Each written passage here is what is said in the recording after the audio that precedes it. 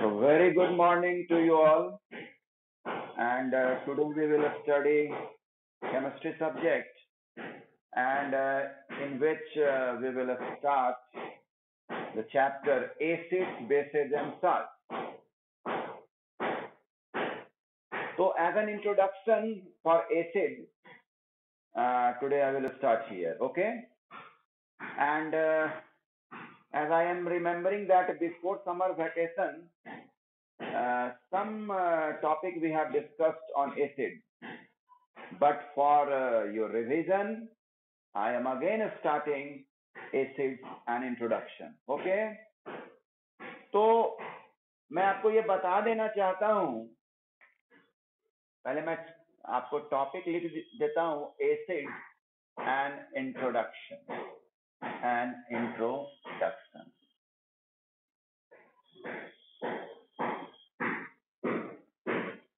अब देखिए acids and introduction में क्या होगा कि एक्चुअली फैराडे ने ये स्टडी किया इलेक्ट्रोलाइट्स के लिए। ये आप ध्यान दीजिएगा कि ये जो चैप्टर हम लोग पढ़ रहे हैं acids, bases and salt, actually we will study about electrolyte. ठीक है, ये एक्वस सॉल्यूशन में आयन के रूप में डिसोसिएट हो जाता है। ये एसिड्स या बेसेस या सॉल्ट, ये चीज को फैराडे ने बताया। ठीक है, और यहां मैं बताना चाहूंगा ये जो चैप्टर आप पढ़ रहे हैं acids, bases and salt, actually we will study about the electrolyte. Okay, मैं आपको बता रहा हूं कि कैसे आप एसिड में बोलते हैं strong acid, weak acid, bases में भी बोलते हैं स्ट्रॉन्ग बेसेस, वीक बेसेस। लेकिन क्या आपने सुना है कि सॉल्ट में बोलते हैं स्ट्रॉन्ग सॉल्ट, वीक सॉल्ट? सुना है? No sir. आप वहां पर थैंक यू। देखो अभी निर्भय या निर्मल है शायद जो बोला सर अभी सुने। थैंक यू भाई। मैं कहना चाह रहा हूं कि सॉल्ट जो है उसके लिए आप स्ट्रॉन्ग सॉल्ट, वीक सॉल्ट नहीं सुनते। वहां या तो स्ट्रॉन्ग इलेक्ट्रोलाइट बोल देते हैं या वीक इलेक्ट्रोलाइट बोल देते हैं, अदरवाइज एसिडिक सॉल्ट बोल देते हैं या बेसिक सॉल्ट बोल देते हैं, है ना? हाँ, तो ये थोड़ा सा समझना है कि यहां हम लोग इलेक्ट्रोलाइट को ही पढ़ रहे हैं। जैसे एसिड, स्ट्रॉन्ग एसिड मतलब कह सकते हैं strong electrolyte, week acid, weak electrolyte. तो वहां जाने से पहले जो फैराडे के द्वारा एक सोच थी वो मैं बताना चाहूंगा। जैसे मान लिया मैंने वाटर लिया, ये वाटर लिया, ठीक, और उसके बाद एक मैंने ये अरेंजमेंट किया है, इसको इलेक्ट्रोड बोलते हैं, इलेक्ट्रोड। और आपको मालूम ही है कि जो पॉजिटिव से कनेक्टेड होता है वो एनोड कहलाता है, मालूम है बच्चे? और जो निगेटिव से कनेक्टेड होता है वो कैथोड कहलाता है। और मैं यहाँ एक बल्ब लगा दे रहा हूं और एक स्विच है, ठीक, एक स्विच भी लगा दिया। ये प्योर वाटर है बच्चे, ठीक है, प्योर वाटर। मैं स्विच को ऑन किया, बल्ब जलेगा, यस और no? No sir, bulb will not illuminate. Okay, आप जान लें कि pure water is not good conductor of electricity. ठीक है ना? डिस्टिल्ड वाटर आप कहें यदि या प्योर वाटर, तो जब ऑर्डिनरी वाटर की बात आ जाती है तो उसमें मिनरल्स वगैरह मिले रहते हैं, उस केस में वो कंडक्ट करता है। तो आप इसको क्या करते हैं कि शुगर इसमें मिला देते हैं, ठीक है, शुगर, चीनी आप मिला देते हैं तो भी आप पाते हैं कि बल्ब नहीं जला। लेकिन वही दूसरे केस में क्या करते हैं हम, यहां पर मैं ये देख लेना चाहूंगा कि ये क्या लिख रहा है, प्योर वाटर ही ना लिख रहा है।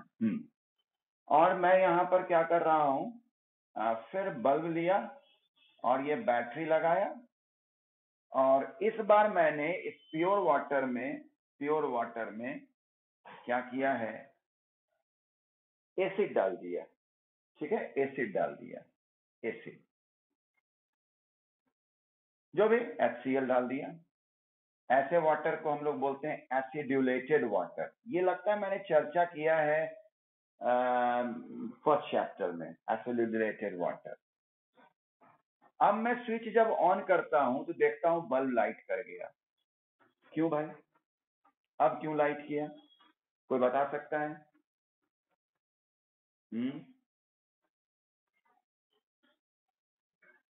Due to presence of acid, due to presence of acid, so here is also sugar is present. So why sugar, due to presence of sugar, current is not flowing, and due to presence of acid, current starts to flow. Why it is so?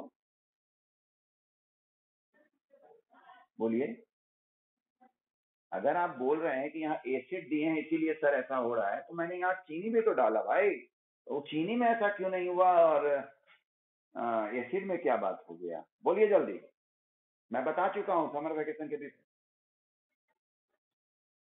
Acid conduct electricity, ठीक है, लेकिन थोड़ा सा इसको और बेहतर करना है कि एसिड जैसे HCl यहाँ पर जो है वो डिसोसिएट कर गया H+ और Cl- में, ठीक है। तो आप यहाँ देख रहे हैं कि H पे प्लस चार्ज है और Cl पे माइनस चार्ज है ना। तो ये डिसोसिएट हो गया, कौन, HCl डिसोसिएट हो गया और क्या ये रूप ले लिया, H+ और Cl-। तो इसका मतलब अब इस वाटर में चार्ज फ्लो करने लगा, और actually current is what, flow of charge, है ना समीर। तो ये H+ क्या होगा, माइनस की तरफ चल जाएगा और Cl- प्लस की तरफ चला जाएगा, यानी एक तरह से चार्ज जो है पूरा चारों तरफ फ्लो होने लगा, इसलिए वहां बल्ब जला। लेकिन वही बात शुगर के केस में नहीं हुआ है, ठीक है, क्लियर है बात। तो आपने याद होगा, हो सकता है 7-8 में आप पढ़े होंगे कि इलेक्ट्रोलाइट के लिए आप क्या डिफाइन करते हैं, दो substances which conduct electricity when dissolved in water, या aqueous solution of electrolyte helps in conducting electricity। Clear है? ओके, तो ये हमें ध्यान रखना है कि इलेक्ट्रोलाइट, जैसे ये एसिड आपका क्या हुआ, इलेक्ट्रोलाइट का ही ना भूमिका निभा रहा है ना। और केमिकल रिएक्शन में याद होगा आपको पढ़ाया गया था इलेक्ट्रोलाइसिस पढ़ाया गया था, है ना। तो यही चीज फैराडे के द्वारा डिस्कवर किया गया था।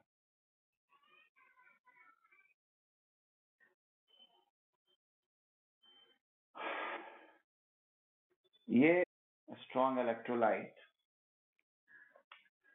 तो उसमें मैं लिखूंगा स्ट्रॉन्ग एसिड, ठीक, और लगे हाथ मैं स्ट्रॉन्ग बेस भी लिख देता हूं, ताकि आपके दिमाग में ये अच्छी तरह से चला जाए, ये एसिड बेस जो भी पढ़ रहे हैं वो इलेक्ट्रोलाइट पढ़ रहे हैं, या साल्ट भी पढ़ेंगे, वो भी इलेक्ट्रोलाइट ही पढ़ रहे हैं। लेकिन एसिड और बेस में हम लोग स्ट्रॉन्ग वर्ड यूज कर दे रहे हैं, strong acid, strong base, strong electrolyte इतना चर्चा नहीं कर रहे हैं। तो स्ट्रॉन्ग एसिड में आप जान लें कौन कौन है, इस पर और भी चर्चा होगी, लेकिन अभी शुरुआत है।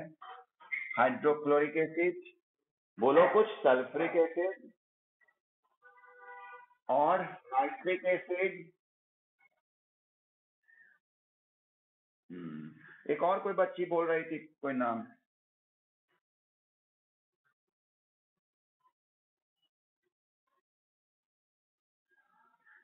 हाँ हाँ हाँ, कुछ तो नाम रखना पड़ेगा, लेकिन जैसे ग्रुप 1 और ग्रुप 2 का जो हाइड्रोक्साइड हुआ वो स्ट्रॉन्ग बेस में आ जाता है, ठीक है। स्ट्रॉन्ग बेस में यदि देखो NaOH, देखो ये ग्रुप 1 में होता है, अगर जिसको पीरियोडिक टेबल याद होगा, पीरियोडिक टेबल अगर पढ़ लिया होगा पहले से, तो सोडियम ग्रुप 1 में आता है। ज्यादा कोई दिक्कत नहीं है ग्रुप 1 पहचानने का, आप एटॉमिक नंबर याद कर लीजिए। एटॉमिक नंबर सोडियम का 11 होता है, यानी उसको कॉन्फ़िगरेशन कीजिए 281, it means outer most orbit में एक इलेक्ट्रॉन है, इट मींस वो ग्रुप 1 में है, ठीक है। तो ये स्ट्रॉन्ग बेस हुआ ना। फिर उसी तरह से आप आइए, पोटेशियम हाइड्रोक्साइड, ये 19 होता है, तो 2881 है ना जी। Calcium hydroxide, magnesium hydroxide. अब कुछ में थोड़ा सा देखो केमिस्ट्री है, कहीं कहीं एक्सेप्शन आ जाता है, लेकिन अगर मैं ये बोलूं कि ग्रुप 1 और 2 का हाइड्रोक्साइड स्ट्रॉन्ग बेस है, तो आपको मालूम होगा कि एक मिल्क ऑफ मैग्नीशिया होता है। किसको कहते हैं मिल्क ऑफ मैग्नीशिया, बता सकते हैं कोई? हाँ बोलो, मैग्नीशियम हाइड्रोक्साइड, ठीक है। तो थ्योरेटिकली तो आपको मैं बता दिया कि ग्रुप 1 और 2 का हाइड्रोक्साइड स्ट्रांग होता है, लेकिन ये मिल्क ऑफ मैग्नीशिया के रूप में ये अपना शो क्या करेगा, वीक बेस के रूप में। लेकिन आप इस, हाँ मैग्नीशियम है, लेकिन आप इसको अभी काउंट करेंगे स्ट्रॉन्ग बेस में, ठीक है। अभी वो एक्सेप्शनल केस को हम लोग वहां नहीं देखेंगे, ठीक बोल रहे हैं, मिल्क ऑफ मैग्नीशिया। आप एनसीईआरटी में भी इस बात को देख लीजिएगा। ये मैं लिख दे रहा हूं,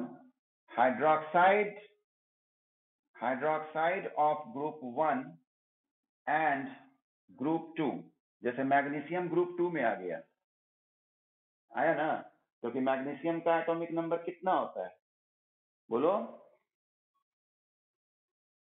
12, तो 282, इट मीन्स वो ग्रुप 2 है। तो ग्रुप 1 एंड 2 का हाइड्रोक्साइड क्या होगा, वो स्ट्रॉन्ग बेस होता है, ठीक, स्ट्रॉन्ग बेस। अब यहाँ पर चूंकि ये इंट्रोडक्शन है, तो मैं एसिड बेस और थोड़ा सॉल्ट को भी आपका एग्जांपल दे देता हूँ। साल्ट में ठीक ही बोला, कुछ बच्चा बोला कि सर साल्ट में हम लोग तो ये भी कह देते हैं कि स्ट्रॉन्ग, ये एसिडिक साल्ट, बेसिक साल्ट है ना। तो वही चीज मैं समझाना चाह रहा हूँ कि जैसे मैं यहाँ पर एक साल्ट का एग्जांपल लिया NH4Cl, तो ये क्या है, क्या है इसका नाम बताओ, NH4Cl, अमोनियम क्लोराइड। अब आपको ये देखना है कि कोई भी साल्ट जो बना है वो एसिड और बेस से कंबाइन करके बना है, ठीक है। एसिड प्लस बेस तो ही ये मिला होगा साल्ट, ठीक है, ऐसे वाटर विज्ञान। इस रिएक्शन को हम लोग कहते हैं न्यूट्रलाइजेशन रिएक्शन,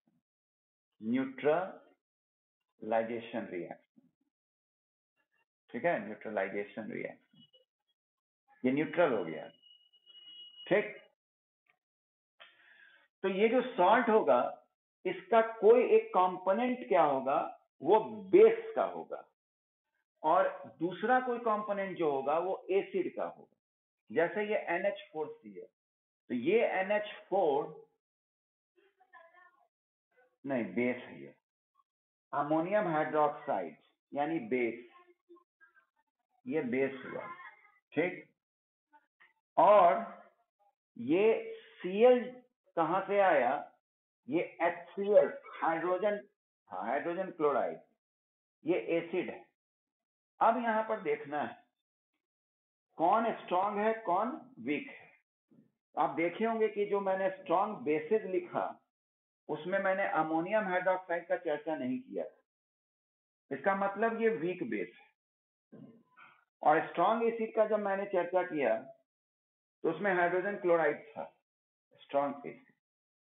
इसका मतलब क्या हो गया कि आप जान लें कि जो पार्ट स्ट्रांग होगा उसी टाइप का वो बिहेवियर करेगा। ठीक है कि वो सॉल्ट होगा लेकिन उसका बिहेवियर कुछ हद तक एसिडिक होगा, ये क्योंकि कौन पार्ट उसका स्ट्रांग है, एसिडिक पार्ट स्ट्रांग, ठीक है। ये बोर्ड में क्वेश्चन भी आया था 2000 लगता है 17 में आया था, 17 या 18 ऐसा ही कुछ था, जिसमें कॉपी चेक हुआ था तो कोरोना आ गया था। तो वो कौन सा इस 2019 to 20 2019 में इसी पर आया। तो स्ट्रॉन्ग एसिड वीक बेस, ये कैसा हो गया, कैसा सॉल्ट हो गया, एसिडिक सॉल्ट हो गया। अदरवाइज अगर मैं इलेक्ट्रोलाइट के रूप में लिखूं, तो मैं इसको सीधा लिख दूंगा स्ट्रॉन्ग इलेक्ट्रोलाइट, ठीक है, स्ट्रॉन्ग इलेक्ट्रोलाइट। ओके, आप याद रखिएगा, if any component of salt is strong, अगर कोई भी एक कंपोनेंट स्ट्रॉन्ग है तो it will be considered as strong electrolyte. और आप उसका जो बिहेवियर देखिएगा, कैसा वो बिहेवियर करेगा, ऑल्दो इट इज सॉल्ट, तो वो बिहेवियर करेगा कि वो कंपोनेंट जो उसका स्ट्रॉन्ग रहा होगा। जैसे यहाँ पर एसिडिक स्ट्रॉन्ग है, एक और मैं एग्जांपल लेता हूं,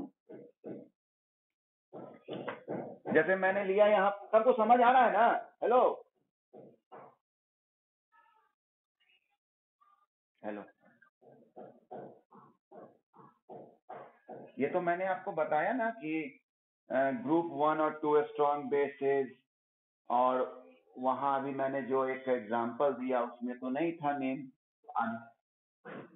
हाँ, देखो वो बोलने के लिए तो ठीक है, मान लिया अब वो पूछेगा कि सर ये कैसे जानेंगे, तो आपको अभी याद रखना पड़ेगा।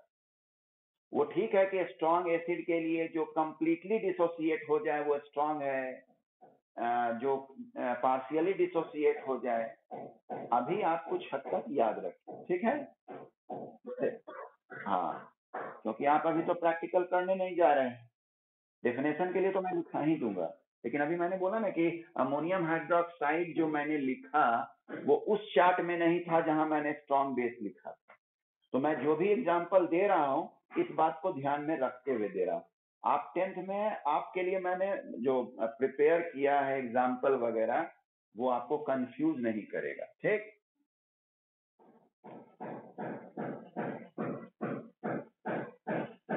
निर्भय जी हैं, निर्भय जी क्लास में, हाँ। ये क्या है बच्चा, क्या है ये, सोडियम कार्बोनेट। ये एसिड है, बेस है कि साल्ट है,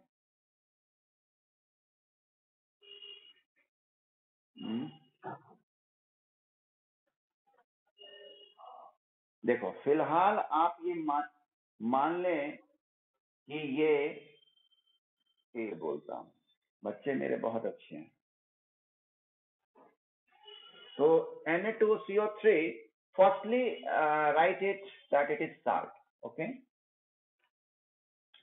it is salt, neither it is acid, neither it is nor base, okay. Now we will see here that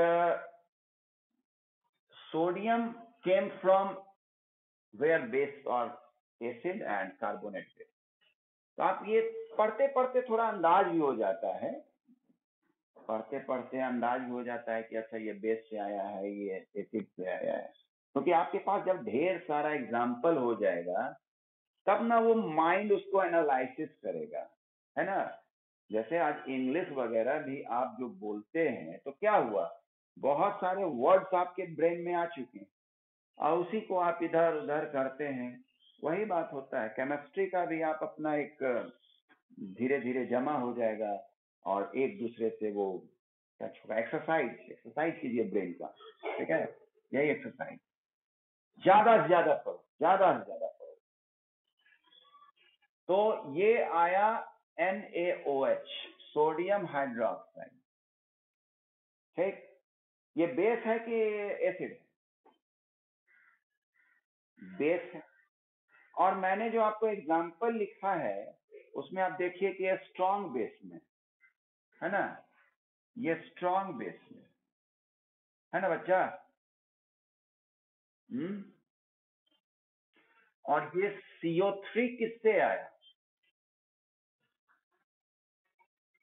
very good. ये कौन बच्ची है, नाम बताइए? सुहानी। वेरी गुड सुहानी, वेरी गुड। आप एक्टिव हैं, आप रिस्पॉन्स दे रही हैं, बाकी तो लगता है आराम कर रहा है कि तो याद होगा या फिर पढ़ लेंगे कि सारे मिनरल्स एसिड जो होते हैं वो स्ट्रांग होते हैं, सारे मिनरल एसिड, जैसे hydrogen chloride, sulphuric acid. Exception में यही है, ये मिनरल एसिड होते हुए भी स्ट्रांग नहीं है, ठीक है। तो आप ये सब बात ध्यान रखें कि देखो कुछ बात आप सुनते रहिएगा क्लास में तो ज्यादा आपको ध्यान आएगा कि बहुत सारी बातें रिपीट होती है, एक तरह से रिवीजन का काम कर जाता है। जैसे अभी यहाँ मैंने मिनरल एसिड का नाम ले लिया, तब नहीं याद हो जाएगा, ठीक है ना। तो ये मिनरल एसिड्स है और mineral acids are strong, but exception, this is weak acid, weak acid. Light का प्रॉब्लम हो गया, लाइट दिख नहीं रहा होगा, दिख रहा है? हेलो, ओके, थोड़ा सा ऊपर से कभी छाया कभी धूप आ रहा है। तो ये वीक एसिड है और ये स्ट्रॉन्ग बेस है। तो कौन स्ट्रॉन्ग पार्ट हो गया? Base, base. इसीलिए ये साल्ट जो हुआ वो बेसिक साल्ट हुआ। यानी एसिडिक साल्ट और बेसिक साल्ट कहने के लिए आपको ये देखना है कि कौन सा पार्ट स्ट्रॉन्ग है ना। और अगर इलेक्ट्रोलाइट कहना है तब तो कोई दिक्कत ही नहीं, कोई भी पार्ट स्ट्रॉन्ग हो गया that is a strong electrolyte, यानी this is also a strong electrolyte. समझ रहे हो? ये थोड़ा सा अच्छा ये लग रहा है ना, इंटरेस्ट जगाने के लिए मैं बता रहा हूँ ये बात। आप एक्चुअली इलेक्ट्रोलाइट पढ़ रहे हैं बच्चे। मेरा ये कहना था कि जब आप नेमिंग देते हैं बेसिक साल्ट या एसिडिक साल्ट तो उस समय आप ये देखते हैं कि कौन सा पार्ट स्ट्रांग है, बेस पार्ट स्ट्रांग है कि एसिड पार्ट स्ट्रांग है। जैसे यहाँ पर बेस पार्ट स्ट्रांग था तो बेसिक साल्ट लिखते। पिछले एग्जांपल में जो मैंने NH4Cl लिया था, NH4Cl, उसमें ये हाइड्रोजन क्लोराइड से आया था, this is the strong part, therefore we have written their acidic salt. लेकिन इलेक्ट्रोलाइट के रूप में यदि बोलना हो तो कोई भी पार्ट स्ट्रांग हो गया तो आप उसको बोलेंगे स्ट्रांग इलेक्ट्रोलाइट, ठीक है। ये चीज है, आप कभी नहीं सुने हैं strong salt, strong weak salt, इसका नेमिंग में थोड़ा सा अंतर है। अंतर इसलिए रखा गया है कि अब बेसिक है तो क्या हुआ कि पढ़ोगे अभी कि पीएच स्केल एक होता है और पीएच स्केल में जो न्यूट्रल होता है वो 7 इंडिकेट करेगा, पीएच स्केल उसका 7 आएगा, ठीक है। लेकिन अगर एक मतलब हल्का फुल्का मैं बता दे रहा हूं, 7 है तो न्यूट्रल है, ठीक, 7 है तो न्यूट्रल, और यदि 7 से कम हुआ तो वो एसिड हुआ। हाँ, 6, 5, 4, 3, और इससे यदि ज्यादा हो गया तो वो बेस है। ठीक है, वेरी गुड, अल्कलाइन। तो यहाँ वही कहने का मतलब हुआ कि अगर साल्ट है तो इट मीन्स कि वो 7 है, लेकिन यदि वो बेसिक साल्ट हो गया तो वो पक्का 7 पे नहीं आएगा, वो किधर की ओर खिसकने लगेगा वो। हाँ,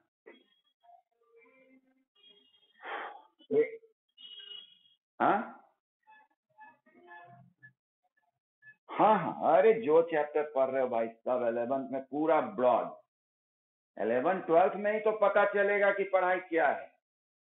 अभी तो आपका नेट नेट प्रैक्टिस कर रहे हैं आप। समझो कि 11 12th के लिए आपका नेट प्रैक्टिस हो रहा है। इस नेट प्रैक्टिस में किसी को चोट वगैरह लग रहा है और उसके बाद फिर कोशिश नहीं कर रहा है तो दिक्कत है। कोशिश करना है, चोट लग जाए 2 दिन ऐसे ही रह जाए, कोशिश करना है। नेट प्रैक्टिस मैं यही मानता हूं, 9 10 is net practice for 11th and 12th, and 7 8 is net practice for 9th and 10th। Okay, and 11 12 is net practice for IIT and medical।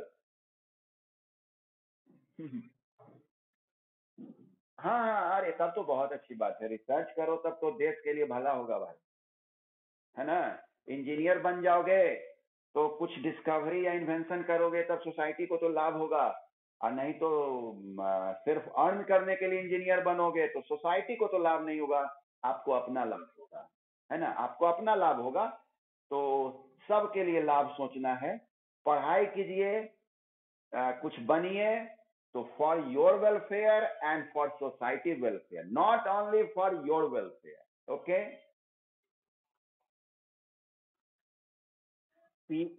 आपको मैं बता दे रहा हूं बच्चे, ये तो ऑनलाइन। तो अब आते हैं हम लोग, जब हम लोग जान ही गए भाई तो सही बात है कि हम लोग इलेक्ट्रोलाइट का ही 3 पार्ट पढ़ रहे हैं इलेक्ट्रोलाइट का, और वो क्या है, एसिड्स, बेसेस एंड साल्ट।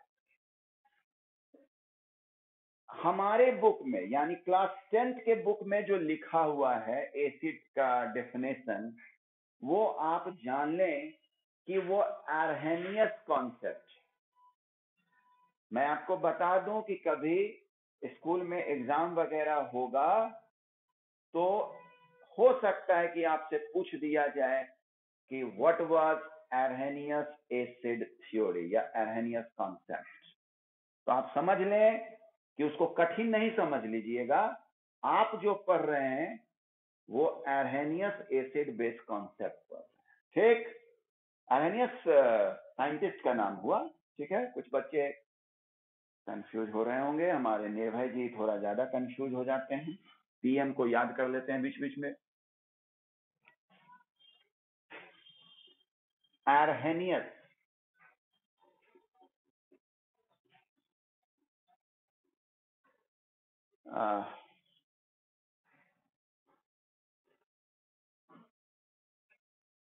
हाँ, यस यस, आर्हेनियस के अलावा मैं आपको ब्रॉन्स्टेड एंड लॉरी है, ब्रॉन्स्टेड एंड लॉरी, लुइस का भी थ्योरी है। ठीक है ना, तो अभी आर्हेनियस कॉन्सेप्ट लिया जाए।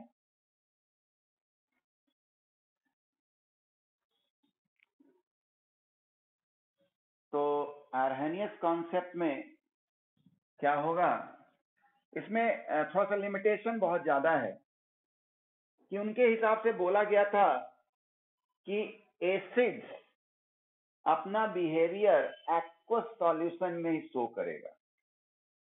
ठीक, ये बड़ा लिमिटेड बात उन्होंने बताया था।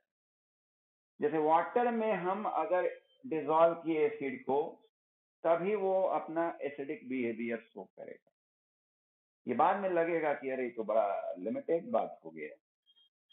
उनका कहना था कि acids are those substances which dissociate hydrogen ion when dissolve in water. पानी में मैंने HCl को डाला, अगर वो H+ अपना डिसोसिएट